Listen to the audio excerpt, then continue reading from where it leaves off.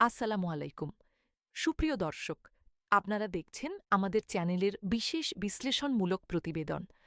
আজকের প্রতিবেদনে আমরা নিয়ে এসেছি বাংলাদেশের সরকারি চাকরিজীবীদের জন্য সবচেয়ে বড় খবর, যে খবরের অপেক্ষায় ছিলেন প্রায় ১৫ থেকে ২০ লাখ সরকারি কর্মকর্তা-কর্মচারী এবং তাদের পরিবার। হ্যাঁ, আমরা কথা বলতে যাচ্ছি নবম জাতীয় পে স্কেল ২০২৬ নিয়ে।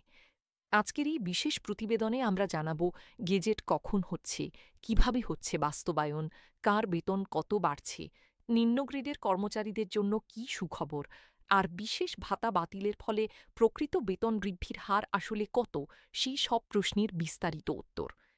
আপনি কি জানেন আগামী জুলাই মাসে আপনার হাতে প্রথমবার নতুন বেতন আসলে ঠিক কত টাকা বেশি পাবেন? অনেকে বলছেন ৫০% বাড়বে।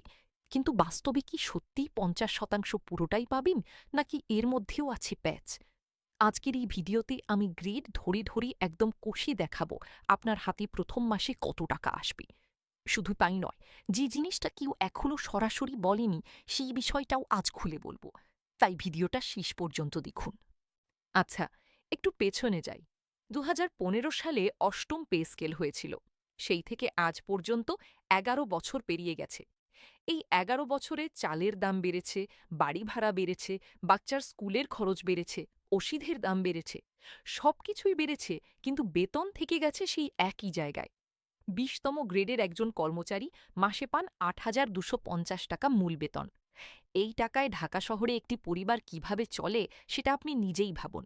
তাই যখন নবম পে স্কেলের কথা উঠল, তখন কোটি মানুষের বুকে আশার আলো জ্বলল। এখন প্রশ্ন হচ্ছে, এই আশার আলো কতটুকু বাস্তব? কমিশন বলেছে ১০০ থেকে ১৪২% বাড়বে, কিন্তু সরকার বলছে ধাপে ধাপে দেবে। তাহলে প্রথম ধাপে আসলে কত পাবেন, সেটাই আজকের মূল আলোচনা। প্রথমেই বুঝতে হবে ৩ ধাপের বিষয়টা কি। সরকার সিদ্ধান্ত নিয়েছে নবম পে স্কেল একবারই নয়, ৩টি ধাপে দেবে।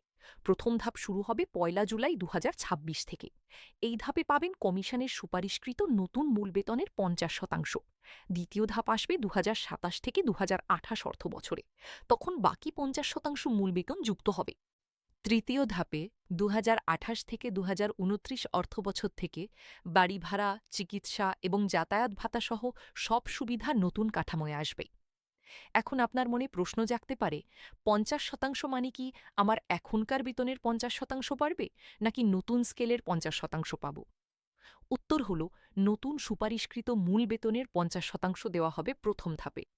অর্থাৎ ধরুন, কমিশন সুপারিশ করেছে আপনার গ্রেডে মূল বেতন হবে ৪০,০০০ টাকা। তাহলে প্রথম ধাপে আপনি পাবেন ২০,০০০ টাকা, মূল বেতন বাড়তি অংশ। এটা বুঝতে পারলে বাকি হিসাবগুলো সহজ হয়ে যাবে। সেগমেন্ট ৩, গ্রেড অনুযায়ী হিসাব, ৮ থেকে ১৪ মিনিট। এখন আসি সবচেয়ে গুরুত্বপূর্ণ অংশে, গ্রেড অনুযায়ী আনুমানিক হিসাব। মনে রাখবেন, এখানে আমি কমিশনের সুপারিশকৃত বেতনের ওপর ভিত্তি করে ৫০% ধরে হিসাব দেখাচ্ছি। ২০তম গ্রেড, বর্তমান মূল বেতন ৮,২৫০ টাকা, কমিশনের সুপারিশ ২০,০০০ টাকা। প্রথম ধাপে পাবেন মূল বেতন হিসেবে ১৪,১২৫ টাকা। অর্থাৎ বর্তমানের তুলনায় মূল বেতনে বৃদ্ধি হবে প্রায় ৫,৮৭৫ টাকা। এর সাথে বাড়ি ভাড়া, চিকিৎসা ও অন্যান্য ভাতা যুক্ত হলে মোট বেতন অনেকটাই বাড়বে। ১৬তম গ্রেড, বর্তমান মূল বেতন ৯,৩০০ টাকা থেকে শুরু। কমিশনের সুপারিশ অনুযায়ী এই গ্রেডে মূল বেতন হবে প্রায় ২২ থেকে ২৪,০০০ টাকার মধ্যে। প্রথম ধাপে পাবেন সেই বেতনের অর্ধেক। ১৩তম গ্রেড, এই গ্রেডে যারা আছেন, অর্থাৎ হিসাব সহকারী, অফিস সহকারী, এই ধরনের পদে কর্মরতরা, বর্তমান মূল বেতন ১১,০০০ টাকার মতো। নবম পে স্কেলে এই গ্রেডে মূল বেতন উঠতে পারে ২৫ থেকে ২৮,০০০ টাকায়। প্রথম ধাপে পাবেন তার অর্ধেক। ১০ম গ্রেড, প্রাইমারি বিদ্যালয়ের শিক্ষক, সহকারী কর্মকর্তা, এই গ্রেডে আছেন অনেকে। বর্তমান মূল বেতন ১৬,০০০ টাকার কাছাকাছি। নতুন স্কেলে এই গ্রেডে মূল বেতন প্রায় ৩৫ থেকে ৩৮,০০০ টাকা হতে পারে। প্রথম ধাপে পাবেন প্রায় ১৭,৫০০ থেকে ১৯,০০০ টাকার মতো মূল বেতন। নবম গ্রেড, উপসহকারী প্রকৌশলী এবং এই সমমানের পদে কর্মরতরা, বর্তমান মূল বেতন ২২,০০০ টাকা। নতুন স্কেলে ৪৫ থেকে ৫০,০০০ টাকা হতে পারে। প্রথম ধাপে পাবেন তার অর্ধেক। সপ্তম থেকে পঞ্চম গ্রেড, সহকারী সচিব, উপজেলা নির্বাহী কর্মকর্তা, সহকারী পরিচালক, এই ধরনের পদে কর্মরতরা, বর্তমান মূল বেতন ২৯,০০০ থেকে ৩৫,০০০ টাকার মধ্যে। নতুন স্কেলে ৬০,০০০ থেকে ৭৫,০০০ টাকা হতে পারে। প্রথম ধাপে পাবেন তার অর্ধেক। প্রথম গ্রেড সচিব এবং সমপদমর্যাদার কর্মকর্তারা। বর্তমান সর্বোচ্চ মূল বেতন ৭৮,০০০ টাকা। কমিশনের সুপারিশ ১,৬০,০০০ টাকা। প্রথম ধাপে পাবেন ১,১৯,০০০ টাকার মতো। এখন একটা গুরুত্বপূর্ণ কথা বলি। এই হিসাবগুলো মূল বেতনের। আপনার মোট বেতন কিন্তু শুধু মূল বেতন নয়। এর সাথে যোগ হয় বাড়ি ভাড়া ভাতা, যেটা সাধারণত মূল বেতনের ৪৫ থেকে ৫৫%, চিকিৎসা ভাতা, যেটা ১,৫০০ টাকা, যাতায়াত ভাতা, শিক্ষা ভাতা যদি প্রযোজ্য হয়। তাই মোট বেতনের পরিমাণ আরও বেশি হবে। সেগমেন্ট ৪, যে বিষয়টা কেউ বলছে না, ১৪ থেকে ১৮ মিনিট। এখন আসি সেই বিষয়ে, যেটা অনেকেই এখনও ভালোভাবে বুঝেননি এবং অনেক চ্যানেলেও এটা পরিষ্কারভাবে বলা হচ্ছে না। বিষয়টা হলো ভাতার কাটছাঁট। হ্যাঁ, নতুন পে স্কেলে মূল বেতন বাড়ছে, কিন্তু একই সাথে সরকার কিছু ছোট ছোট ভাতা বাতিল বা সীমিত করতে পারে। সরকারি সূত্রে জানা গেছে, ব্যয় নিয়ন্ত্রণের অংশ হিসেবে বিভিন্ন ভাতা পুনর্মূল্যায়ন করা হচ্ছে। কিছু ভাতা যেগুলো আগে আলাদাভাবে পাওয়া যেত, সেগুলো হয়তো মূল বেতনের মধ্যে ঢুকিয়ে দেওয়া হতে পারে। এর মানে হলো, যারা ভাবছেন মূল বেতনের সাথে সাথে পুরনো সব ভাতাও একই হারে বাড়বে, তারা হয়তো হতাশ হতে পারেন। তবে একটা ভালো খবরও আছে। সুপারিশে বলা হয়েছে বেতন বৈষম্য কমানো হবে। আগে সর্বনিম্ন ও সর্বোচ্চ বেতনের অনুপাত ছিল ১:৯.৪, নতুনে সেটা কমে ১:৮ হবে। এর মানে নিম্ন গ্রেডের কর্মচারীরা অনুপাতে বেশি সুবিধা পাবেন। আরেকটা গুরুত্বপূর্ণ বিষয় হলো বার্ষিক ইনক্রিমেন্ট। প্রতি বছর ১লা জুলাই আইবাস প্লাস সিস্টেমের মাধ্যমে স্বয়ংক্রিয়ভাবে ইনক্রিমেন্ট যুক্ত হবে। এবারে ইনক্রিমেন্ট নির্ধারণী পারফরমেন্স এবং মূল্যস্ফীতিকে গুরুত্ব দেওয়া হতে পারে বলে সূত্র জানিয়েছে। এখন আরেকটা প্রশ্নের উত্তর দিই, যেটা অনেকেই জানতে চেয়েছেন। টাকা কখন হাতে পাব? সরকার বলেছে জুলাই থেকে কার্যকর হবে, কিন্তু সরকারের একজন শীর্ষ কর্মকর্তা স্পষ্টভাবে বলেছেন টাকা হাতে পেতে জুলাই থেকে ২ থেকে ৩ মাস সময় লাগবে। কারণ হলো আইব্যাস প্লাস প্লাস সিস্টেমে নতুন ডেটা আপলোড করতে সময় লাগবে। প্রতিটি কর্মচারীর বেতন ফিক্সেশন করতে হবে। তাই অক্টোবর বা নভেম্বরে হয়তো একসাথে বকেয়াসহ নতুন বেতন পাবেন। সেগমেন্ট ৫, পেনশনভোগীরা কি পাবেন? ১৮ থেকে ২১ মিনিট। যারা অবসরে গেছেন তারাও এই ভিডিও দেখছেন অনেকে। তাদের জন্য একটা গুরুত্বপূর্ণ আপডেট আছে।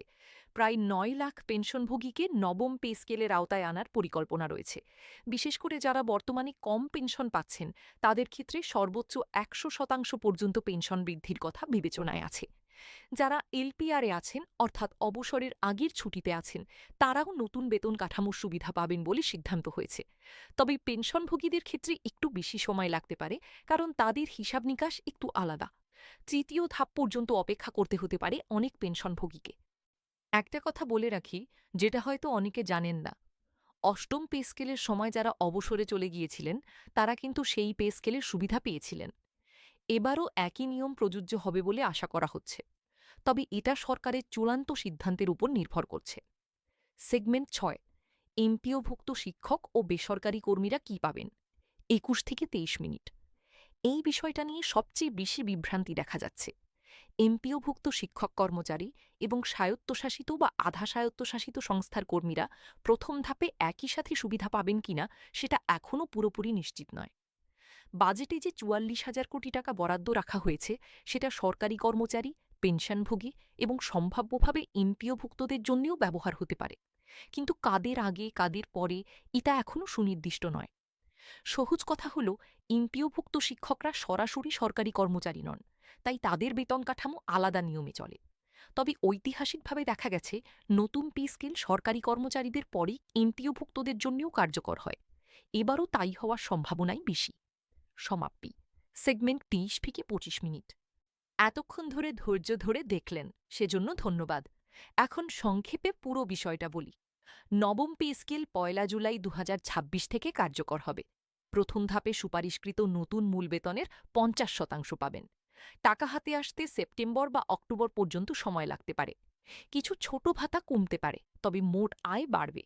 পেনশনভোগীরাও সুবিধা পাবেন, তবে সময়সীমা নির্ভর করছে সরকারের চূড়ান্ত সিদ্ধান্তে। সবচেয়ে গুরুত্বপূর্ণ কথা হল, গেজেট প্রকাশের আগ পর্যন্ত কোনো কিছুই শতভাগ নিশ্চিত নয়। তাই গুজবে কান না দিয়ে সরকারি গেজেটের জন্য অপেক্ষা করুন। যদি এই ভিডিওটা থেকে উপকার পেয়ে থাকেন, তাহলে এখনই চ্যানেলটি সাবস্ক্রাইব করুন। আপনার মতামত কমেন্টে লিখুন এবং এই ভিডিওটি আপনার সহকর্মীদের সাথে শেয়ার করুন, কারণ এই তথ্যগুলো তাঁদেরও কাজে আসবে। পরবর্তী ভিডিওতে আমি দেখাবো গ্রেড অনুযায়ী বেতন ফিক্সেশনের পুরো প্রক্রিয়া। সেই ভিডিও মিস না করতে চাইলে এখনই বেল আইকনটিতে ক্লিক করুন।